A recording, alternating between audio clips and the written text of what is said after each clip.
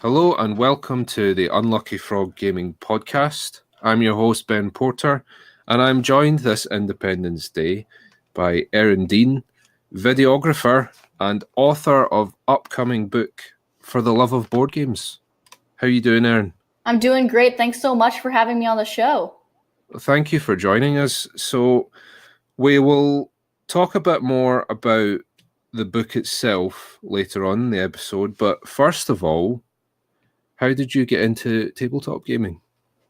So, like a lot of other people, I played a lot of mass market games growing up, like Monopoly and Sorry and Clue. But it was when I was in high school, I was gifted Ticket to Ride by a family member of mine, designed by Alan Moon. And I remember playing the game like, wow, this board game is actually fun, and no one's flipping over the table. Or no one's getting into arguments. Everyone's just having a good time. So I was gifted Ticket to Ride, and that's where it really kind of changed for me, my love of board games. And then after that, I discovered Settlers of Catan and Pandemic and all these other board games. And now my collection's up to over 130 board games over the past 4 years. Yeah, that's actually moderate compared to some of the crazy people we know. One of our friends, Duncan, I think, owns over 1,000. So I used to be very impressed by those numbers, but to quote Matthew McConaughey in The Wolf of Wall Street, those are rookie numbers, apparently, compared to some of the people out there. Yeah, you probably know a few as well. Yeah. It's quite interesting as well, those games that you mentioned, Ticket to Ride and Catan, that because Asmodee are planning to publish them in the UK now as modern classics, which is an interesting thing. There's quite a few people for whom their introduction into modern board gaming, it comes in the form of one of those games. Yeah, I think I got really started well just with playing a lot of gateway games. And those gateway games led to other more complex, more strategy games. And I just kind of discovered one mechanism after the other and became more, interested in more complex games later on. But I think those games were great to get me started in the hobby. Sure, and they are to this day, evidently, because they're now being marketed as gateway games, as you say. So we've talked a little bit about your introduction into tabletop gaming as a hobby, as opposed to like you were saying, a pastime in the form of the mass market games. But it's quite a leap to go from playing these games to deciding to write about them. So how did that come about? So yeah, I've always been a creative person from a very young age. I actually got started doing videos, and that's actually what I graduated with at my university, was a video production degree. So last year, I released a documentary called The Board Game Boom, which explores why board game sales are rising in a digital culture that we live in. And I released that on YouTube last spring, and it's up to 26,000 views now. And it had been about a year since I released my documentary, and I wanted to, do another passion project relating to board games. And I thought it might be fun to write a book. So I reached out to Reddit, and I reached out to Board Game Geek to get the community's ideas. And many wanted to learn about the designers behind their favorite games. So I decided, you know what, I'm going to write a book about that topic. And you interview a multitude of designers from what I've seen. And of course, that is the focus of the book, as you say, is the designers and the games that they made, rather than, like you were saying, your documentary explored the board gaming boom. But although, as you say, you decided that you wanted to explore these designers and the games that they made, because that, as you say, it was something that was requested quite often. But what was your starting point for the book? So, I myself was interested in learning more about the designers, and how I started was I just looked at my own collection and I picked out, my favorite games, and I'm like, I'm going to contact all the designers of my favorite games. So the main way I got connected with them was through Board Game Geek. A lot of designers have profiles on there and typically respond to messages to them. So that's how I got connected with a lot of the designers. And then I kind of built upon that and looked at the top 100 games on the Board Game Geek ranking list and connected with those designers. And now I'm up to over 50 designers will be featured in the book. That's quite a lot. What was there a specific designer or board game that you knew that you definitely had to include when you set out on this project? Well, I think there were a lot of games that I wanted to include the designers of in the book, but one that sticks out would have to be probably Jamie Stegmaier. He's very, very up and coming. He runs Stonemaier Games, and he's actually based here in St. Louis, Missouri, in the United States, where I'm from. So I wanted to get in contact with him, and he's the designer behind Scythe, Viticulture, or Viticulture, I don't know how you pronounce it.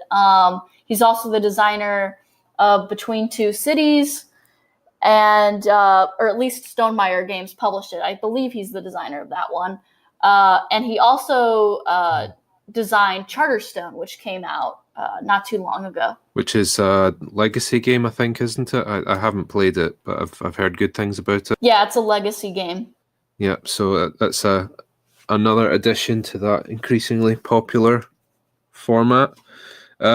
So you wanted to get Jamie because he's obviously homegrown, as it were, local boy done good. Exactly. Yep.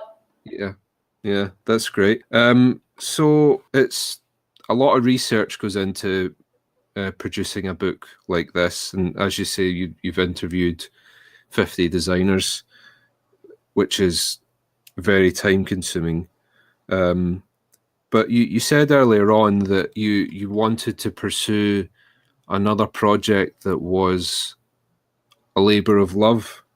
But what is it that you've enjoyed most about creating for the love of board games? I think my most favorite part about writing this book is not the actual writing itself, but actually talking and connecting with these designers, because they're like celebrities to me. They really are. They're responsible for all these awesome games that I know and love, and that my friends know and love, and that I play all the time.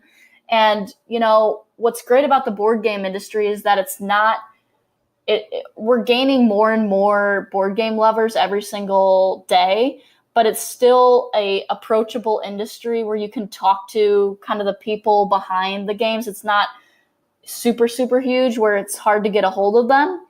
So I think my favorite part has just been talking with these designers and really getting to know them and, becoming friends with them and just getting to interview them. I love interviewing people. I've interviewed people for videos. I've done a lot of legacy films where I've interviewed people about their lives and, just for fun. And I just love getting to know new people and kind of what makes them who they are. Did you ever feel a little bit starstruck? Perhaps more in the initial stages? For sure I did. Yeah, I remember talking to, I believe you pronounce it, Reiner Knizia, and he designed Tigris and Euphrates.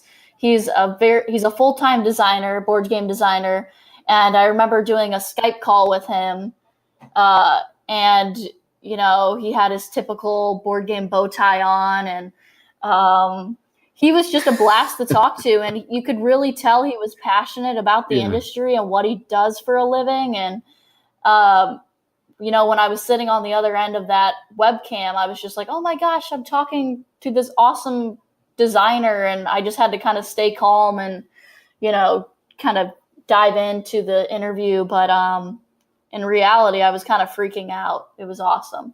Yeah, I had a little moment like that when I was at AireCon, which is an up and coming convention in the north of England, and it was actually our first official convention appearance as Unlucky Frog, and Rodney Smith from Watch It Played was touted as the big guest for this show. And it's quite funny because a lot of people, after we did our coverage of the event, were saying that there was no mention of Rodney Smith. And so what happened was that he was very busy throughout the day. But when I was in the bathroom washing my hands, he was standing next to me. And yeah, and I had the sort of the giddy fangirl moment going on. And I was like, what do I say to him? How do I talk to him? And I chickened out. I just said, "Excuse me, can I get some soap?" Because he was standing in the queue for the hand dryer, and he was like, "Oh yeah, sure." And that was my conversation with Rodney Smith. An opportunity wasted. Yeah, well, I had a similar experience. Actually, I went to my first Gen Con, which is a very, very large board game convention here in America. And I went there, and I was only there for one day. So I tried to get as much done as possible for one day. But I was leaving. Me and a buddy of mine went. And I was like, man, I really wanted to talk to Tom Vasel from the Dice Tower. I interviewed him for my documentary, via Skype, and I hadn't met him in person. And I watch a ton of his reviews all the time when I'm considering games to buy. And I was leaving. I'm like, man, I really wish I got to meet Tom Vasel. And here he is. I see his red hat from a mile away walking towards me. And I'm like, oh my gosh, it's Tom. And I talked with him and got a picture with him and told him, hey, I'm the person who created the board game boom, and I interviewed you earlier this year. And he was super nice. And, I think everyone is super approachable in this industry, which is awesome. Yeah, see, that's how you deal with meeting people. My example was awful, but at the same time, I've consoled myself by telling myself that it would have been quite weird to strike up a conversation with Rodney Smith in the bathroom. Maybe. Just a little bit. Maybe. I mean, like, certainly that's my attitude, is I don't think that bathrooms are suitable places for conversations, but I know some other people don't mind doing that, but not for me. That's completely understandable. I don't blame you. Yeah, see, you get it. Thank you. So, anyway, back to the matter at hand.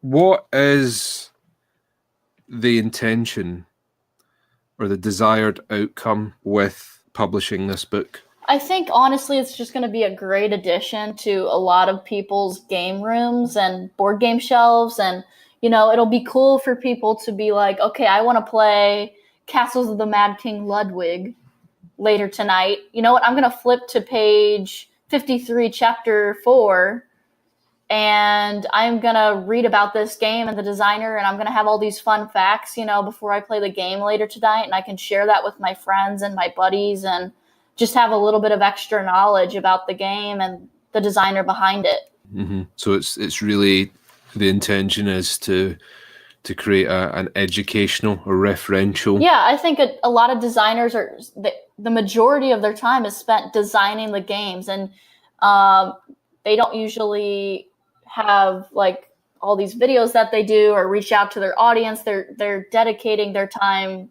to actually making the games. So I think this will give you kind of a little behind the scenes look into their lives and their inspirations. Mm-hmm. So what's been, we talked earlier on about what you enjoyed most about writing for the love of board games, but you used the phrase the labor of love, and as much as a labor of love is predominantly enjoyable, it is still work at the end of the day. And so say that to say, what was it that you found most challenging? I think the most challenging aspect of writing the book is actually transcribing the interviews, especially when they're done via Skype or video call. So actually, during the interview, it's great. And then I have to listen to it like 10 times, to get the sentence correctly written. And so that can be a little tedious.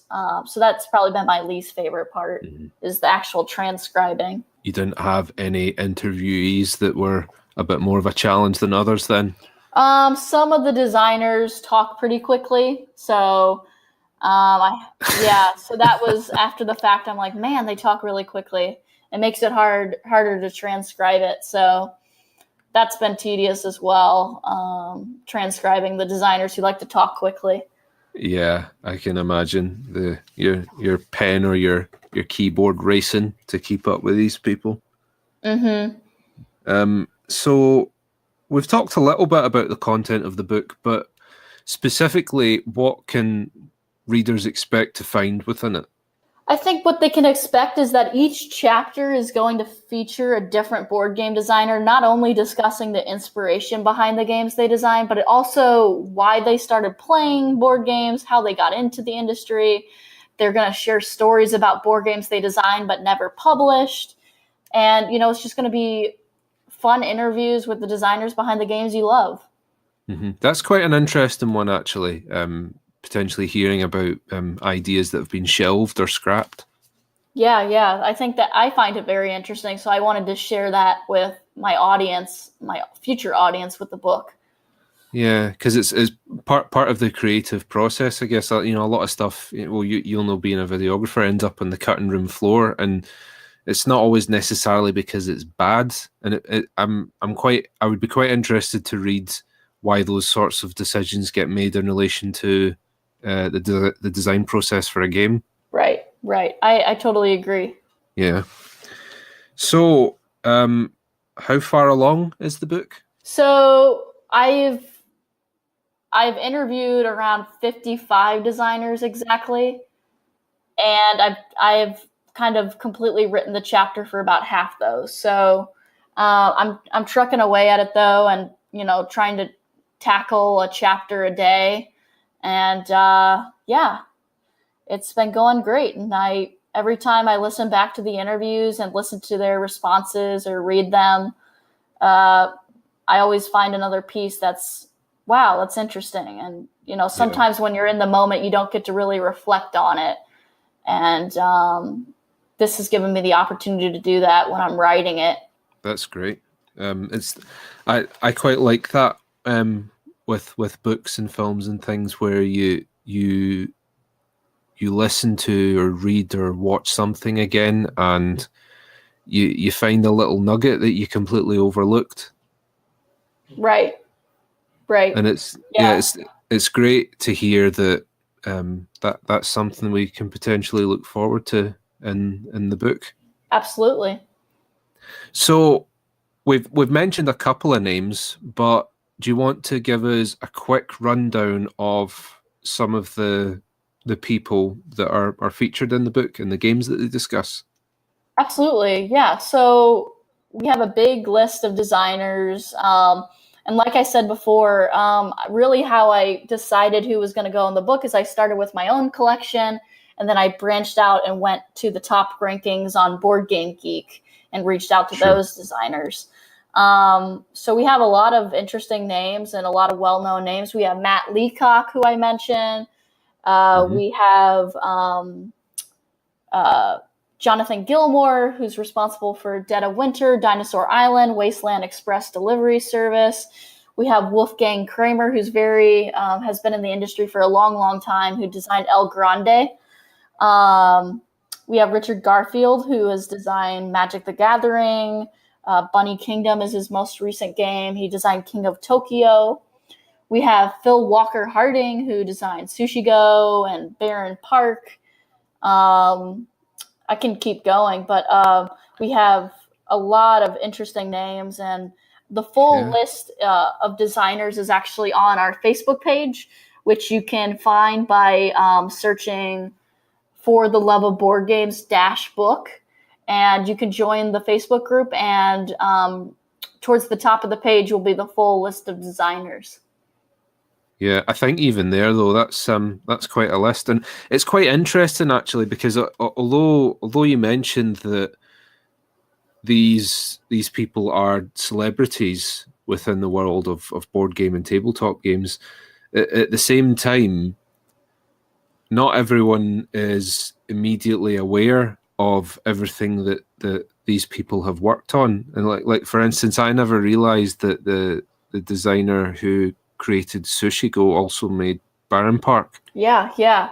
You'd be surprised how many designers have multiple popular games that they've designed. And I too have learned, looking at my own collection, and I wonder who the designer of this is. And then I go see their full list of games they designed. I'm like, wow, they also designed that game. That's crazy because they're completely different games.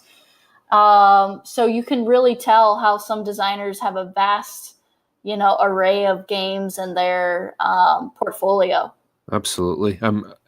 The more that you talk about the book, the more keen I am to read it. So that is surely a good sign.